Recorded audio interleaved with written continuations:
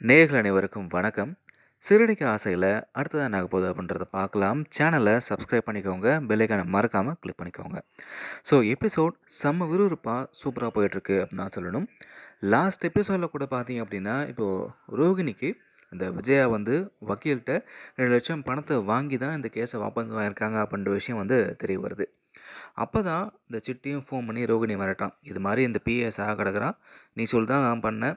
நீ பணத்தை கொடுக்கல அப்படின்னா நான் பணத்தை எடுத்துகிட்டு வந்து வீட்டு வாசலில் போட்டு உன்னை மாட்டி விட்டு நான் போயிட்டே பண்ணுற மாதிரி மிரட்டவும், இப்போ ரோகிணிக்கு என்ன பண்ணுறதுன்னு தெரியாமல் நைஸாக போயிட்டு அந்த பணத்தை திருடிடுறாங்க. அங்கேயே உடனே பணம் மாட்டிப்போன்றதால அந்த விஜயா கூடயே தான் வீட்டுக்கும் வராங்க. ஸோ இனிமேல் வரக்கூடிய எபிசோடில் மீனா வந்து பார்வதி ரூமில் துணியை எடுத்து வைக்கிறாங்க. இது எல்லாமே ரோகிணி பணத்த திருடினதுக்கு அடுத்த நாள் தான் நடக்குது. ஸோ, இப்போ விஜயா பார்த்தீங்கன்னா, அந்த பணத்த வச்சு ஏதாச்சும் வாங்கலாம் அப்படின்னு தான் ஒரு பிளான் பண்ணி பார்வதிட்ட அந்த பணத்த கேட்கும்பொழுது தான், பார்வதி அந்த பணத்த காணோம் அப்படின்றத சொல்லும்பொழுது, உடனே விஜயா யோசிச்சு பார்த்துட்டு, ஸோ இங்க மீனா தான் வந்துட்டு போயிருக்கா. அவ தான் எடுத்திருக்கா அப்படின்ற மாரி மீனா மேல அபாண்டமா ஒரு பழிய போடுறாங்க. ஏன் ரோகிணி கூட தான் வந்தா. அத ஏன் யோசிக்கல அப்படின்றது தெரியல.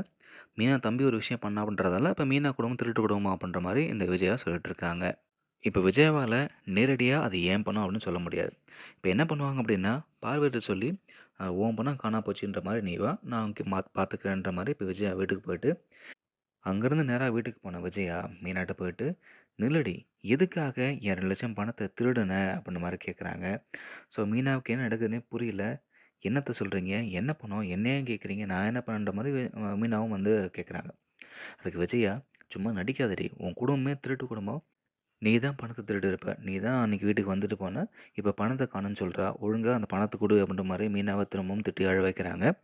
ஸோ இதுலேருந்து எப்படி முத்து இப்போ மீனாவ காப்பாத்த போறா அப்படின்றத நம்ம அடுத்து வரக்கூடிய எபிசோட்ஸ்ல பார்க்கலாம். இது எல்லாத்தையும் இந்த ரோகிணி பார்த்துட்டு ஒரு பக்கம் நிக்கிறாங்க.